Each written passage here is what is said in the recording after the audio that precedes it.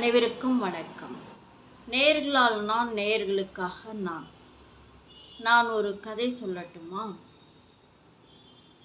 அதாவது, ஒரு குடும்பத்தில் 4-5 பேர் இருக்கின்றார்கள். ஆனால் அவர்கள் ஒருவரும் ஒற்றுமை இல்லாதவர்கள். ஒருவருக்கொருவர் போட்டி, பொறாமை, பேராசை, குசலம் வைப்பது, ஒருவருக்கு ஒருவர் உதவாமல் இருப்பது, இதுதான் அவர்களுடைய அனைவர்களுடைய வேலையும். இதுதான். ஒருவருக்கு கூட நல்ல எண்ணம் என்பது இல்லவே இல்லை. என்ன செய்வது? அதில் ஒருவர் கொஞ்சம் பரவாயில்லை. ஒரு நபர் பயந்த சுபாவம் உள்ளவர், ஈவிரக்கம் உள்ளவர். பயந்த சுபாவம் உள்ளவர், ஈவிரக்கம் உள்ளவர். அவர் யாராவது ஏதாவது பேசினால் எதுவுமே பேச மாட்டார். பேசி என்ன பிரயோஜனம்? பிரச்சனை பெரிதாகும், கேவலம் உண்டாகும், நம்மளுடைய நேரம் வீணாகும், நமக்கு மன உளைச்சல், இப்படி பலவிதமான சிந்தனைகளால் நமது மேற்கொண்டு வேலைகள் செய்வது தடைப்பட்டுவிடும். அதனால் யாராவது ஏதாவது பேசினால் அதில் காதில் வாங்கி கொள்ளாதது போல இருந்து விடுவார். உண்மையாலும் காதில் வாங்க மாட்டார். மனதுக்கு கஷ்டம் என்று சிலவற்றை காதில் வாங்கி கொண்டால் அதை உள்வாங்கிக் கொள்ள மாட்டார். இப்படி இருக்கும் பொழுது அவருடைய பெயர் என்னவென்று சொன்னால் அன்பழகன். அனைவரிடம் அன்பாக இருப்பது அவருடைய ஒரு பிறவி குணம். மற்றவர்களை விட இவர் எவ்வளவோ மேல் அந்த குடும்பத்தில். அதில் ஒருவர் கேட்பார் அடிக்கடி, என்ன நீ அமைதியாக இருந்து விட்டால் அனைத்தும் அறிந்து விட்டாய் என்ற அர்த்தமா? அடக்கமானவர் என்ற அர்த்தமா? அனைவரிடம் ஒத்துப்போகிறாய் என்ற அர்த்தமா? அதுவல்ல உன்னுடையது. நீ ஒரு சூனியக்காரன் என்று திட்டுகிறார். அதற்கும் அவர் பதில் சொல்லவில்லை. இப்படி இருக்கும் பொழுது மிகவும் வருத்தமாகிவிட்டார். சரி, நாம் எல்லாம் ஒன்றாக இருந்து என்னத்தை சாதிக்க போகிறோம், தனியாக போய்விடலாம் என்று யோசித்தார். அப்படி தனியாக போய்விடலாம் என்று யோசிக்கும் பொழுது அவருடைய பெற்றோர் திருமணம் செய்து கொண்டு தனியாக போய்விடு, இப்பொழுது வேண்டாம் என்று சொல்கின்றார்கள்.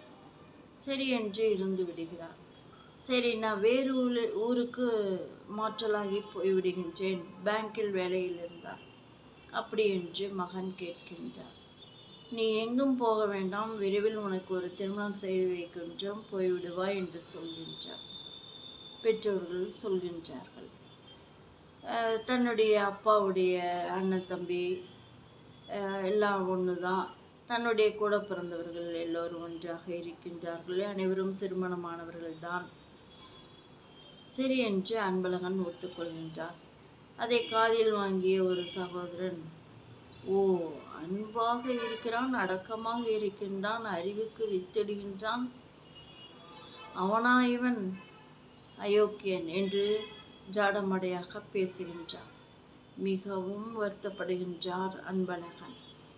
சரி என்று சனி ஞாயிறு நான் எங்காவது வெளியூர் பிரயாணம் செய்துவிட்டு வருகின்றேன். உல்லாச பிரயாணம் போகவில்லை, ஏதாவது நம்மளுடைய குலதெய்வம் கோயில் மற்ற கோயில்களுக்கு சென்று விட்டு வருகின்றேன். தனியாக செல்கின்றாயா? உடன் நாங்கள் யாரும் வேண்டாமா என்ற பொழுது, உடன் வருவதென்றால் நீங்கள் மட்டும் முடியாது, அனைவரும் வர வேண்டும். அங்கேயும் எல்லோரும் சென்றால் சண்டை போட்டு கொண்டுதான் இருக்க வேண்டும். நான் மட்டும் சென்று விட்டு வருகின்றேன் என்று அன்பழகன் சொல்லவும் பெற்றோர்கள் சரி என்று வழி அனுப்பி விடுகிறார்கள். அன்பழகனுடைய பெற்றோர்களை அனைவரும் கலாட்டா செய்கிறார்கள். ஏன் இங்கிருந்தால் பிரச்சனை வரும் என்று சொல்லிக்கொண்டு வெளியில் தாட்டிவிட்டீர்களா அப்படி என்று. அப்படி ஒன்றுமில்லை, அவன் பிரியப்பட்டான், தனியாக இருந்து புலம்பிக் கொண்டிருக்கின்றான், மன உளைச்சலாக இருக்கின்றான், சரி என்று சொன்னோம் என்று சொன்னார்கள். சரி, பரவாயில்லை, போய்விட்டு வரட்டும், போங்கள், நாங்களும் எங்காவது சென்று விட்டு விடுகிறோம் என்று ஆளுக்கு ஒரு பக்கம் சென்று விட்டார்கள்.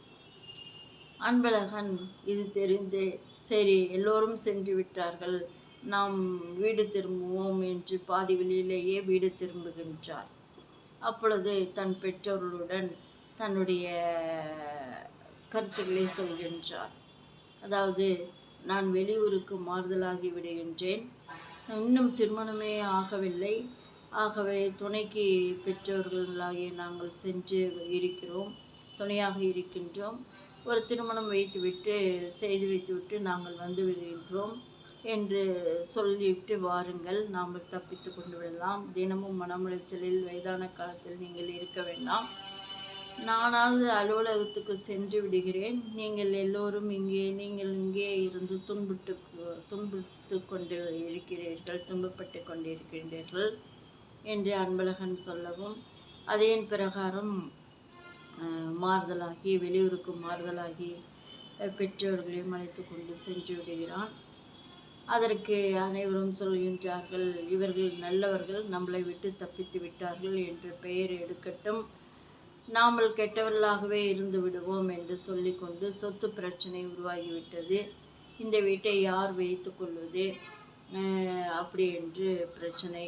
யார் வைத்து கொள்வது? ஒருத்தரே வைத்து கொள்ள முடியாது, அண்ணன் தம்பியில் அனைவருக்கும் பங்கு, அவளுடைய குழந்தைகளுக்கும் பங்கு என்று எல்லோரும் பேசிக்கொள்கிறார்கள்.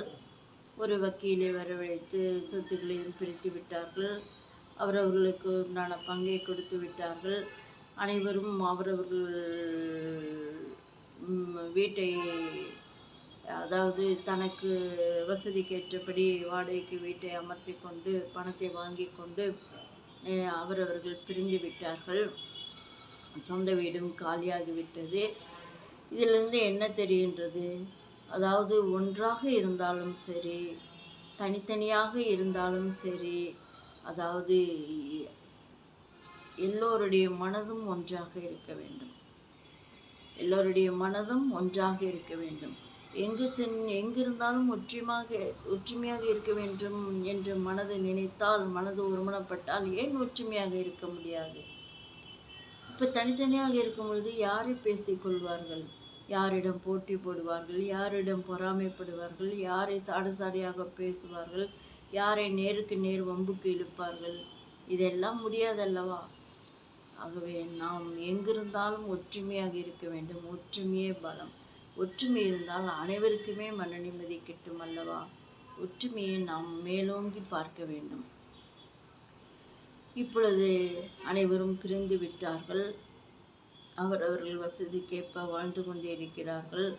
ஆனால் ஒரு குடும்பத்தில் யாருக்காவது ஒரு பிரச்சனை என்றால் எல்லோரும் சேர்ந்து விடுவார்கள். சண்டை போட்டு கொண்டாலும் உபகாரம் செய்வதற்கு ஒரு சிலர் முன் வருவார்கள். இப்பொழுது யாரும் இல்லை. அவரவர் அருகில் உள்ள பக்கத்து வீட்டில் உள்ளவர்களை கேட்க வேண்டும். இந்த காலத்தில் அப்படி யார் உதவி செய்ய முன் வருவார்கள்? அப்படி யாருமே வரமாட்டார்கள். என்ன செய்வது? எல்லாம் ஆண்டவன் விட்ட வழி அப்படி என்று ஒருவர் சொல்கின்றார். அதாவது ஆண்டவன் விட்ட வழி என்று சொல்லிவிடாதே, நம்முடைய முயற்சியும் இருக்கின்றது. நம்முடைய முயற்சியை விட்டுவிட்டு நாம் ஆண்டவன் விட்ட வழி என்று சொல்வது தவறு என்று ஒருவர் சொல்கின்றார். நாம் ஒற்றுமையாக இருக்க வேண்டும். ஒற்றுமையாக இருந்தால் மிகவும் சந்தோஷமாக வாழலாம். எந்த இக்கட்டிலிருந்தும் தப்பித்து விடலாம். ஒற்றுமையை இக்கட்டிலிருந்து தப்பிக்க வழி. ஆகவே நாம் ஒற்றுமையாக இருக்க பழகிக்கொள்ள வேண்டும். நம்முடைய அடுத்த சந்ததியருக்கும் ஒற்றுமையை நாம் விழிப்புணர்வு கொடுக்க வேண்டும். தங்களிடமிருந்து விடை பெற்றுக் கொள்வது வி.எஸ். ரோமா.